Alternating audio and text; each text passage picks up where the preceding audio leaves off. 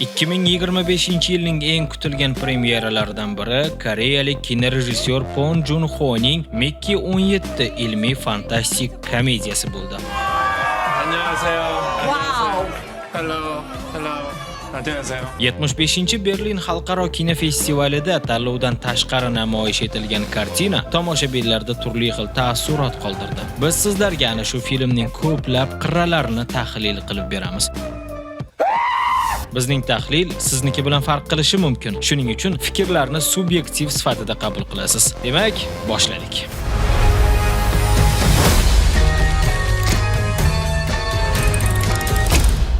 Mickey 17 kartinasining o'ziga Edward Ashtonning 2022-yilda nashrdan chiqqan Mickey 7 romanidan olingan. Muallif ushbu asarda raqamli boqiylik, odamni klonlash, boshqa sayyoralarni mustamlaka qilish, nostandart va tanqidiy hayotiy vaziyatlarda odamlar o'rtasidagi munosabatlar kabi mavzularga e'tibor qaratgan. Rejissyorimiz esa uni o'z dramaturgik palitrasi bilan boyitib, tomoshabinlarga havola qildi.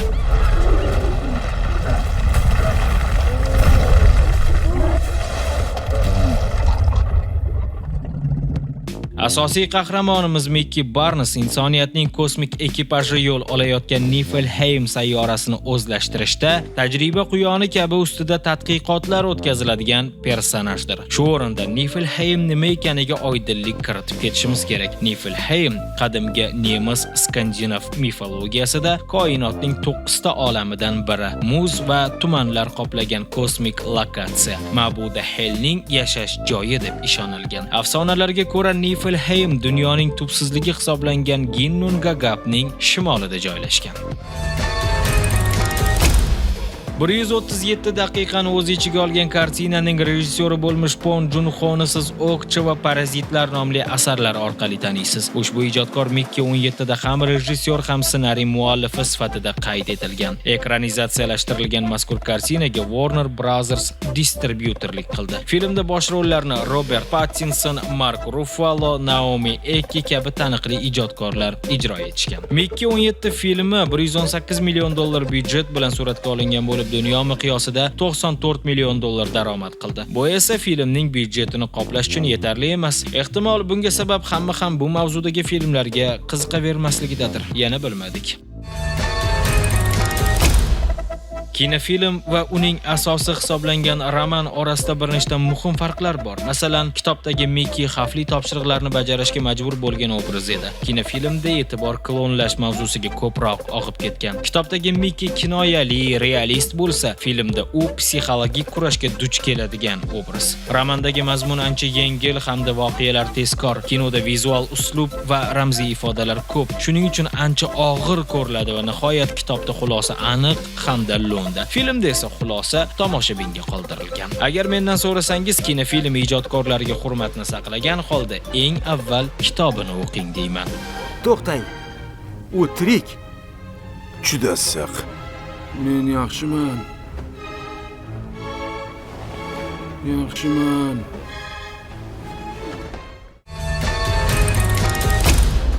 Elon Musk va Donald Trump kombinatsiyasi Kenneth Marshall obrazi orqali dramaturgik karikatura qilingan va aynan mana shu obraz asarning bosh antagonisti sifatida voqealar rivojida muhim o'rin tutadi. Kenneth Marshall kashshof, biznesmen, diktator, zolim, seksist hamda psixopat persona. Uning quyi tabaqa vakillariga qarab nutq qilishi, noqulay vaziyatlarda ayolining pinjiga yashirinishi va uning motivatsion jumlalaridan keyin yana o'ziga kelishi noziklik bilan yo'ritilgan.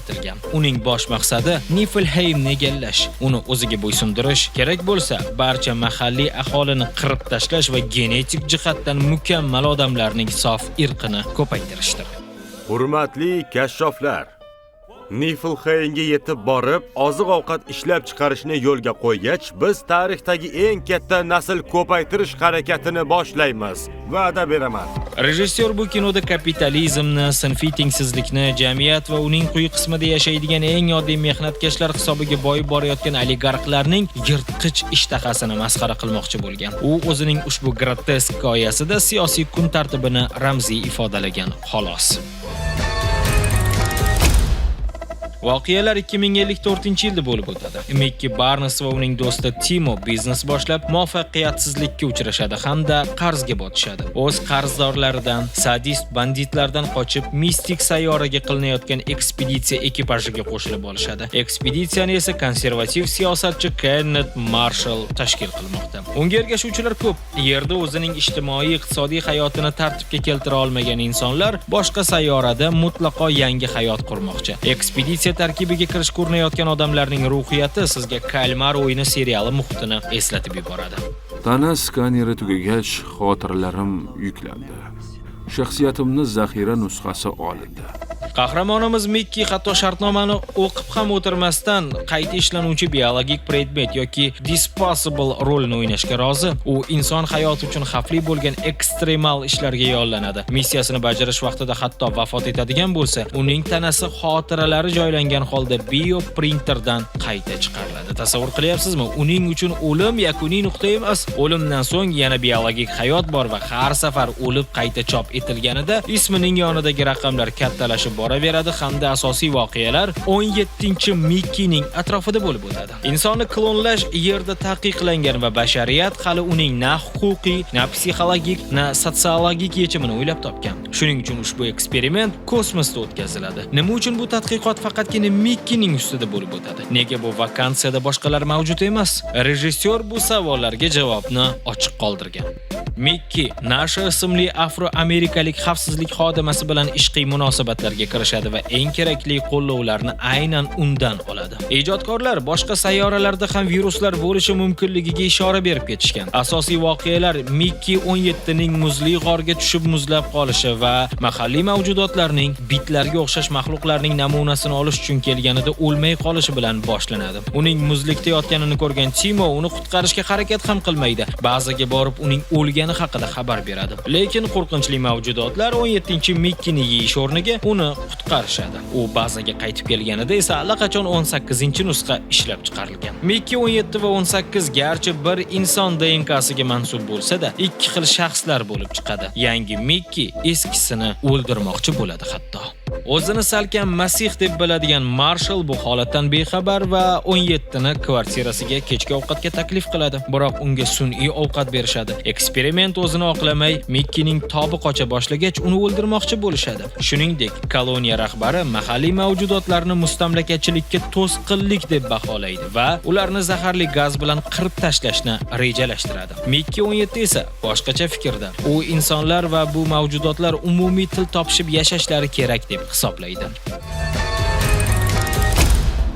Epilogda siz Mikki bioprinterni portlatganini va insoniyat hali bunga tayyor emasligini tushuntirmoqchi bo'lgani haqida xulosa qilasiz. Yaxshi aktyorlik ekranda aktyorni emas, qahramonni ko'rganingizda yuzaga chiqadi va Pattinson buni uddalagan.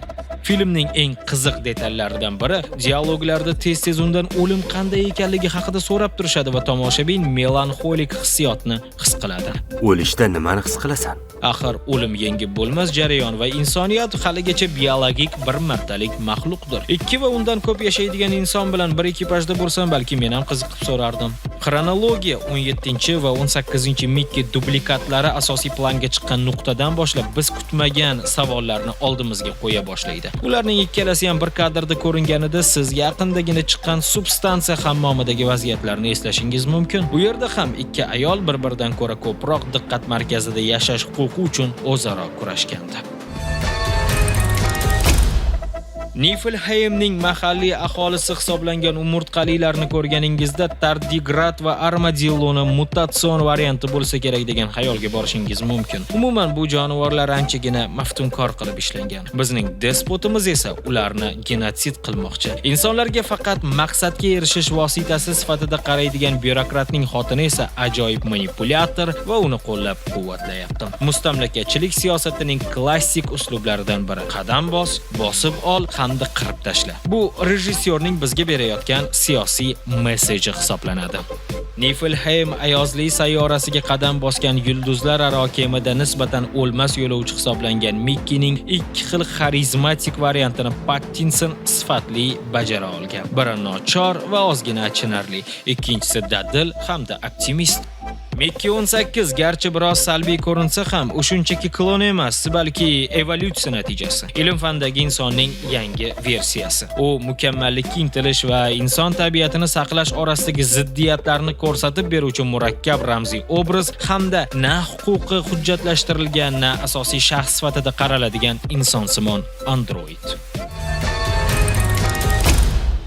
Vizual jihatdan Mickey 17 dahshatli tush va texno utopiya orasida joylashgan kartina. Futuristik ssenariy esa bizga hali insoniyat yetarlicha javobini topmagan savollarni beradi. Spekulyativ syujet ong falsafasining asosiy muammolaridan birini ko'z oldingizda tasvirlaydi. Men xotiralarimni, ongimning mazmuni yoki uning jismoniy tashuvchisimanmi? Atrof muhit va tashuvchining o'zi shaxsning o'ziga xosligiga qanchalik ta'sir qiladi? Har bir keyingi jarayonda mening qanchalik o'zimga o'xshaydi? U doimiymi yoki vaqti bilanmi? Unitarmi yoki mikrosub'ektivliklarga parchalanib ketadimi? Jamiyatning mening ustimdagi ekzistensial, huquqiy va axloqiy dilemmalari qanday bo'ladi? Nima bizni odam qiladi? Tashqi ko'rinishi, xotiralari va hayotiy tajribalari bilan aniq nusxa alohida shaxs deb hisoblanadimi yoki bu asl nusxaning aks sadosimi? Har qanday vaqtda bilagni bir silkitib, qayta ishga tushirish tugmasini osongina bossangiz va hayot yana davom etsa, bu jarayon barchaning hayotini qadrlashga arziydimi? Yoki kelajak dunyosi klonlarning konveyer tasmasi bo'lib qoladimi? Ular shunchaki ertasi kuni butun dunyo cheksiz dahshatga aylanmaguncha qayta foydalanish uchun uyg'onishlarini bilib, noaniq maqsadlarda istalgan jinoyatni qilib yashashmaydimi? Agar sizning nusxangiz sizning o'rningizda yashasa, lekin xotiralaringiz bilan, bu siz hali ham tirik ekanligingizni anglatadimi? Agar ikkalangiz ham bir vaqtning o'zida yashasangizchi. Agarda klon jinoyat qilsa, sud original shaxsni javobgarlikka tortadimi yoki nusxaning o'zini? Qiyin savollar va hozircha bunga konkret javoblar ham aytarli mavjud emas. Film uchun musiqalarni Chon Jae-il bastalagan. Siz bu ijodkorni Parazitlar filmiga yozgan musiqalari orqali ham taniysiz. Siyosiy satira filmning eng kuchli tomonlaridan biri. Ekspeditsiyada hokimiyatdagilar o'z maqsadlari uchun insonlarni qurbon qilishni oqlaydigan, kerak bo'lsa odamlar ish quroliga aylangan jamiyatning aksini ko'rsatishga urinishgan. Naomi Ekkining nashasi bo'lmaganda bu kinoni tugamasdan o'chirardingiz, javob beraman. Uning sahnalari vaziyatni yumshatishga, falsafadan ozgina bo'lsa-da uzoqlashishga, romantika taqdim qilishga harakat qiladi. Film barchamizga savol beradi. Agar shaxsiyatni ko'paytirish mumkin bo'lsa, bizni nima noyob qiladi? Huquq kimning foydasiga va qanday ishlaydi? Bu katta emotsiya bilan ko'riladigan tomosha emas, subtekstli fantaziya. Voqealar ba'zida drama, ba'zida fantastika, ba'zida esa umuman xaotik.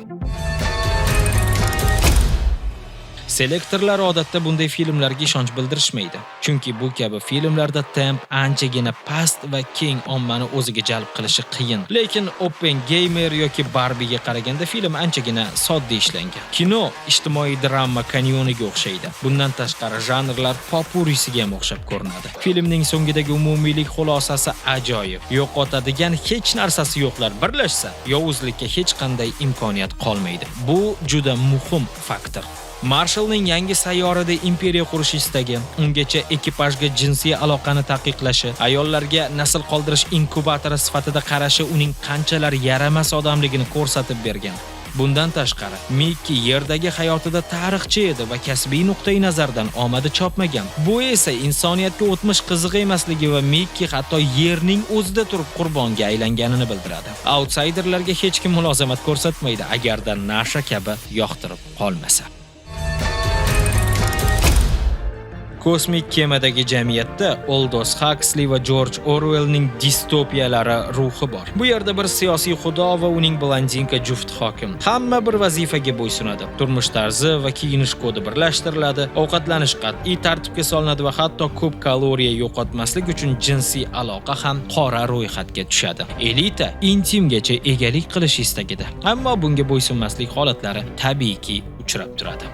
Ehtimol har birimizning ichimizda Mickey'miz mavjud. Toki Mickey Barnes bo'lgunicha, Mickey o'zidan oldingi 16 ta va o'zidan keyin yana bitta Mickey'ning o'limi bilan yetib keldi. Xo'sh, siz Mickey Barnes bo'lguningizcha yana nechta Mickey'ni qurbon qilmoqchisiz? Hozir nechanchi Mickey'dasiz? Fikrlaringizni izohlarda qoldirasiz. Balki 17 deganda rejissyor umuman o'smirlik yoshini nazarda tutgandir. Axir o'zini topish yo'lida 17-gacha qancha qurbonlar berildi? 18 nega sal o'ynoqroq va isyonkor chiqdi. Bu balog'at emasmikin? Shuningdek, mehnat ekspluatatsiyasi, informatsiya orqali manipulyatsiya qilinib ishchilar sinfiga aylantirilayotgan olomon, tabaqalanish va quyi qatlam vakillarining huquqi toptalishiga film davomida guvoh bo'lishingiz mumkin. Mickey 17 filmi Rotten Tomatoes'da tanqidchilar tomonidan 86% reytingga ega bo'ldi. Xulosa o'rnida aytish mumkinki, bu film dam olish uchun ko'riladigan kinofilm emas. Agarda siz quruq tomosha uchun ko'rmoqchi bo'lsangiz, ko'rishga arzimaydi. Lekin siz undagi falsafani his qilib ko'rsangiz, 2 soat birpasda o'tib ketishi mumkin.